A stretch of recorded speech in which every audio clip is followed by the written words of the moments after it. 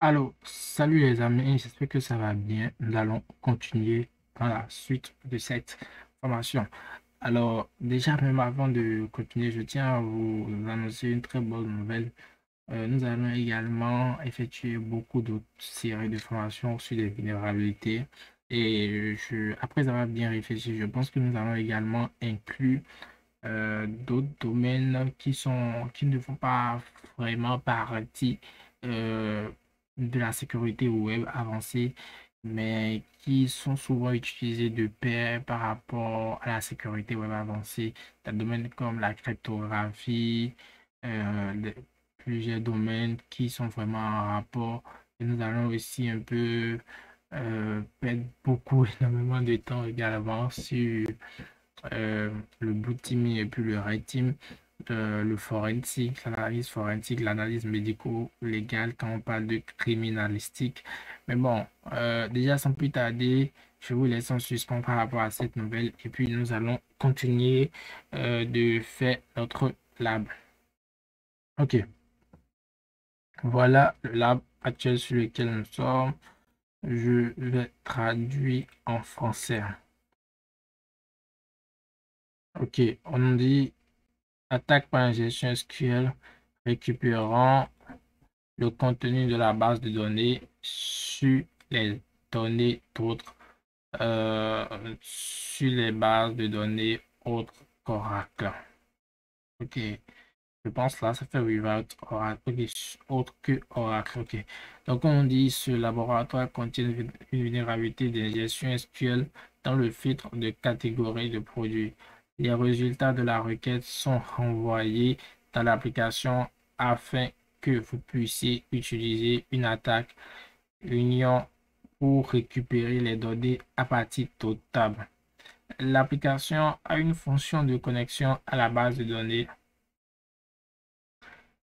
L'application a une fonction de connexion à la base et la base de données contient une table qui contient les noms d'utilisateurs et des mots de passe. Vous devez déterminer le nom de cette table et les colonnes qu'elle contient pour récupérer le contenu de la table pour obtenir l'utilisateur le mot de passe. Donc, on me confirme que d'abord, je vais démarrer le lab. On dit qu'il y a une vulnérabilité d'injection SQL dans le filtre de catégorie de produits. Les résultats de la requête sont renvoyés dans l'application. Donc, nous sommes toujours sur de l'injection SQL par union. Maintenant, on dit, afin de pouvoir récupérer, d'utiliser l'attaque par union, nous devons récupérer le nom de cette table et les colonnes qu'elle contient, puis récupérer le contenu de la table pour obtenir le nom d'utilisateur et le mot de passe. Donc, nous allons venir ici, sélectionner une catégorie et vérifier que cela est bien vulnérable. Effectivement, que cela est vulnérable. Donc, je vais essayer d'entrer d'abord une requête pour identifier le nombre de caractères et le nombre de tables, le nombre de colonnes, je pense, oui, qui est associé ici. Je fais l'union select, chante nul, nul, tiret, tiret. Ok, ça prend les deux. Donc, je pense que un, ça allait refuser. Et donc, ça prend effectivement les deux. Donc, qu'est-ce que je vais faire? Je vais maintenant identifier les colonnes qui prennent des tests. Ok, ok, donc les deux fonctionnent.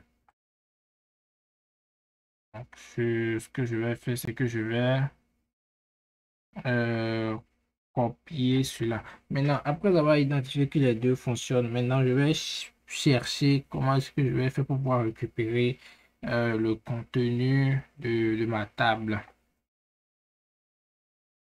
Je copie ceci d'abord et je le mets dans les notes ici. Donc, je veux récupérer le contenu des tables. On dit que nous sommes face à des bases de données, en tout cas qui ne sont pas Oracle. Donc, je viens au niveau de ma feuille de route. et je veux récupérer le contenu. Donc, ne sont pas avec Oracle. Donc, je vois que la requête est la même pour toutes les autres bases de données. On essaie de sélectionner tout le contenu depuis Information Schema Tab. Nous allons prendre la table là et vérifier son contenu. Ok, je pense, oui, je pense ça. Donc, lorsque je prends l'information Schema Tab, je vois que nous avons Tab Name. Elle est contenue des colonnes suivantes. Tab catalogue, tab schéma, tab name et puis tab type. Nous voulons les noms des tables qui contiennent la base de données. Donc, qu'est-ce que nous allons faire? Nous allons venir ici. Je prends tab name.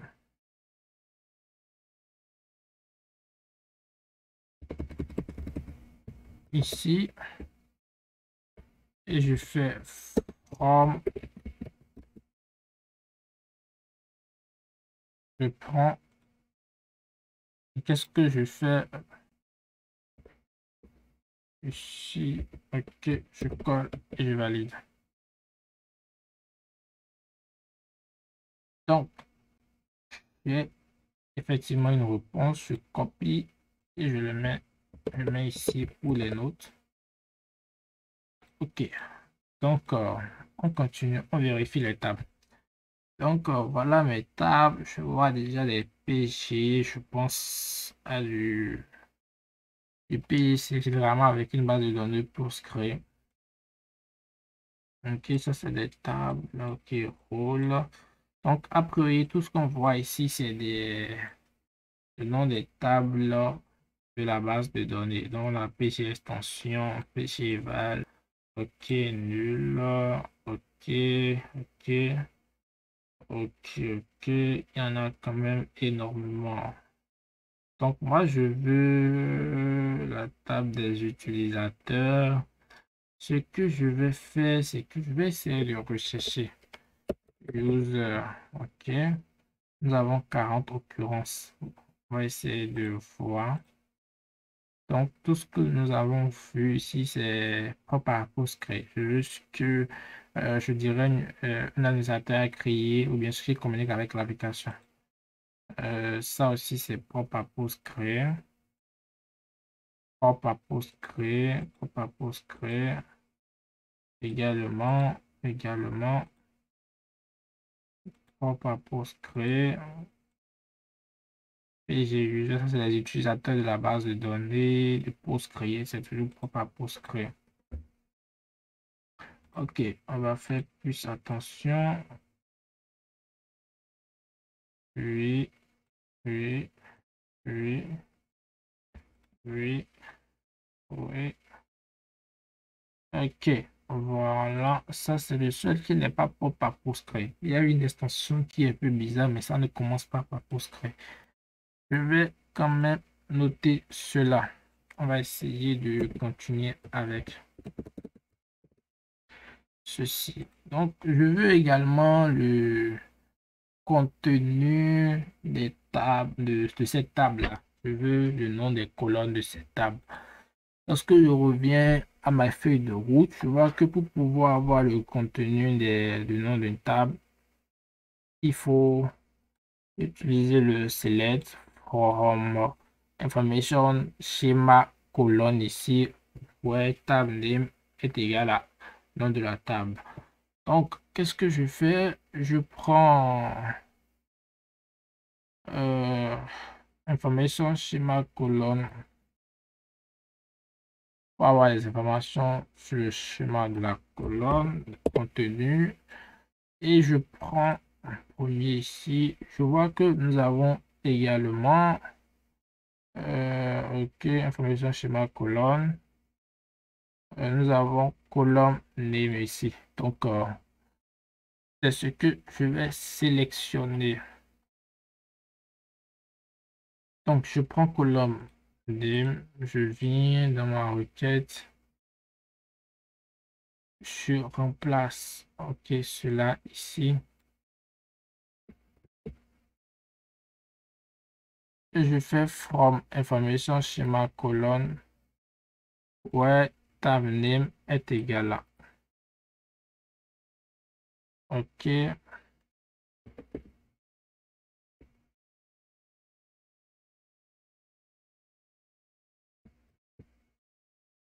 Et pour la tab name, je prends le user share. Et puis je vérifie si ça passe avec le. Ok.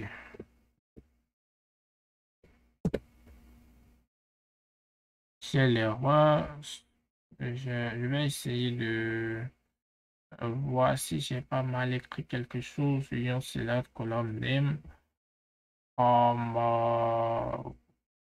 Ok, j'ai pas ajouté le from ici.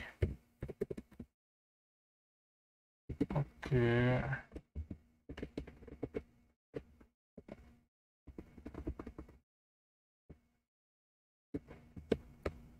Ok. Donc là, j'ai de retour. Donc, je vais identifier les noms des colonnes là. Je vais d'abord copier ceci. Ok. Donc, je reviens tout en bas, je vérifie. Donc, j'ai username, j'ai email et j'ai password. Pour pouvoir me connecter, j'ai juste besoin du username et du password. Je n'ai pas besoin de l'email. Donc, je prends le username ici que j'amène ici. Et au niveau du password,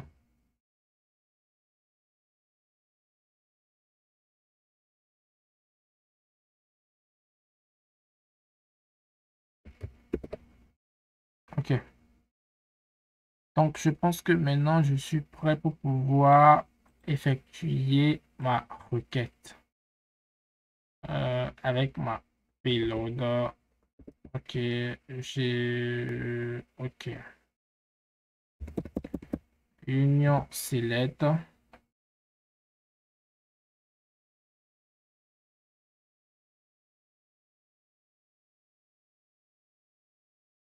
Ok.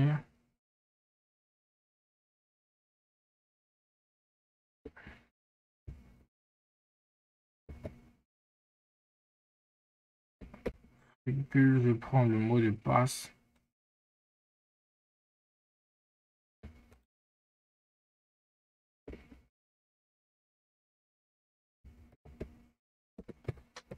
Ok, from la table user. Ça qui est ici. Et je rajoute. Et je commente le reste de la requête. Donc, j'ai l'exécution qui passe sur copie.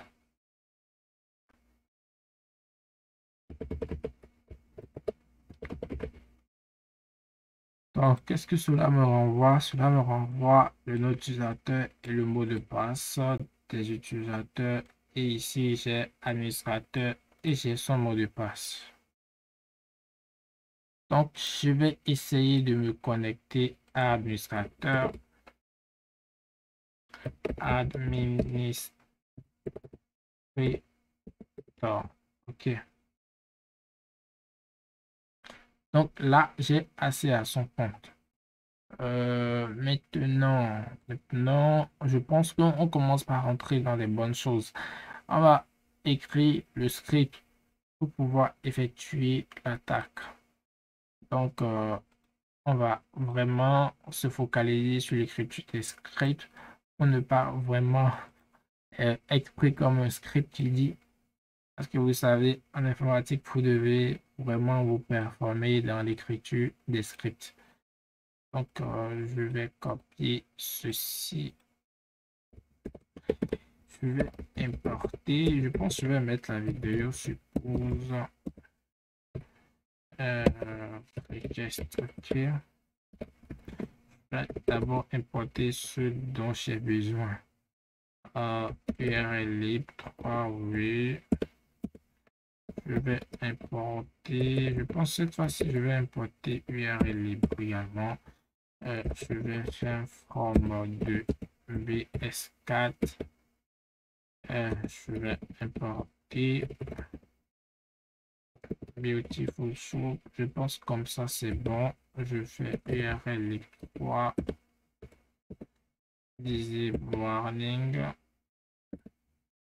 URL libre 3. Exception. Insécure. Requête. Warning. Là, on va commencer par écrire le script. Bon, d'abord, je vais mettre la vidéo supposée. Vous revenez. Je dois prendre un peu d'eau. Ok, les gars, ça fait juste pour vous quelques instants, mais je fais un peu tard, donc je fini d'écrire le script. Je vais vous l'expliquer, on va pas le réécrire ensemble, je vais vous l'expliquer.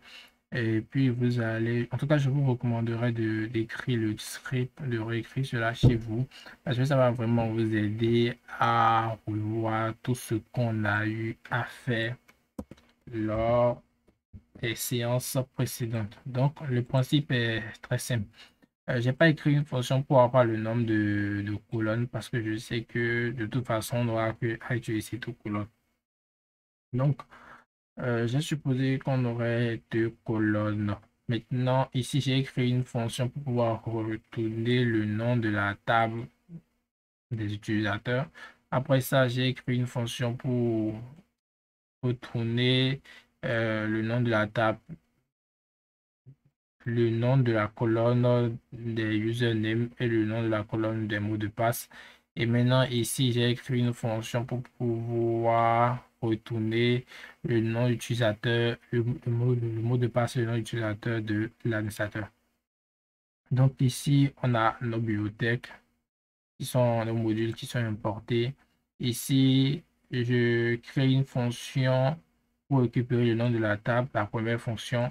Maintenant, je crée mon payload, mon URL final en ajoutant mon URL comme d'habitude.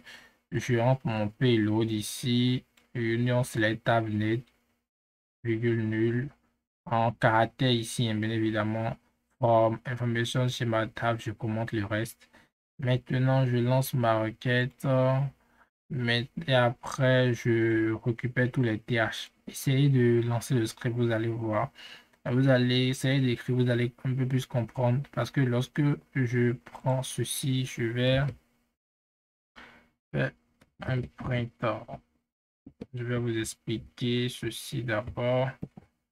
Le nom, ok. Que non, pas vraiment ici. Ça va pas m'arranger. Ok. Bon, c'est... Ok, oui. Ici, c'est pas mal aussi. Print dans...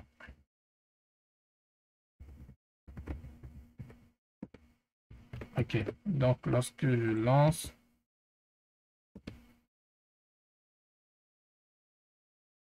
ça va pas renvoyer ce que je veux, c'est pas grave. Bon, on continue, je vous explique le script. Donc ici, je récupère la valeur TH, c'est là où j'ai toutes les tables que me renvoie ma requête ici. Et maintenant, je fais un filtrage en créant une méthode ici qui parcourt chaque ligne du tableau que j'ai ici et qui vérifie est-ce que user est dans une ligne. Si user est dans la ligne, ça me renvoie cela ici. Et puis, bon, je fais un peu du mode verbal ici pour afficher ça et je renvoie la ligne contenant le nom de la table user. Ensuite, ici, bon, pour comprendre ce qui est déjà ici, ici c'est l'appel à cette fonction du gros qui est ici. Ici, c'est mon payload que j'ai entré Et ici, je fais where table name est égal à mon payload qui est et mon nom de table ici qui est passé à cette fonction. Donc, je prends ça ici.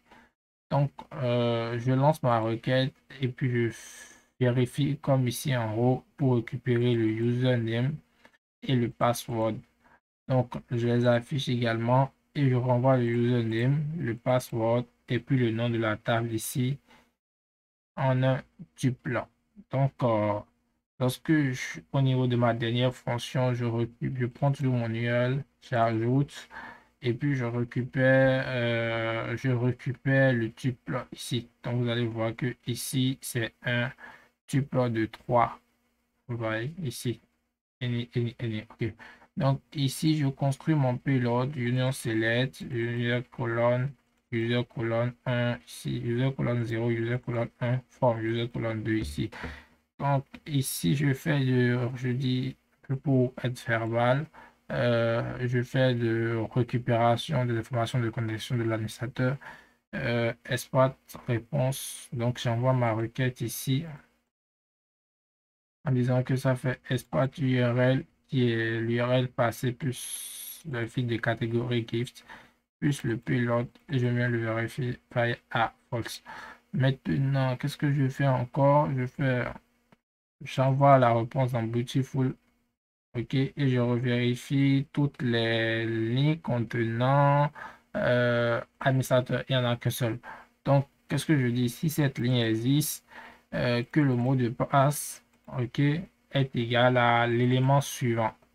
Donc, lorsque je prends l'élément suivant, je l'applique la méthode test pour pouvoir récupérer simplement le mot de passe. Donc, je vais sortir les deux. Donc, je vais essayer de relancer le script. Donc, cela me récupère la colonne et cela me récupère le mot de passe de l'administrateur. Donc, je prends mon mot de passe, je vérifie. Ici, je vais essayer de me connecter. Donc, j'entre administrateur. OK, je change mon mot de passe. Et puis, je me connecte. Là, j'ai pu sauve le lab. Donc, c'était tout pour ce soir. On va se revoir. Bon, on se reverra dans la semaine sûrement. On se dit à la prochaine vidéo. Et n'oubliez pas, si vous avez des questions, essayez de me les poser. Je vais essayer d'apporter des éléments de réponse pour pouvoir satisfaire vos curiosités. Donc, je vous dis à la prochaine section. Merci.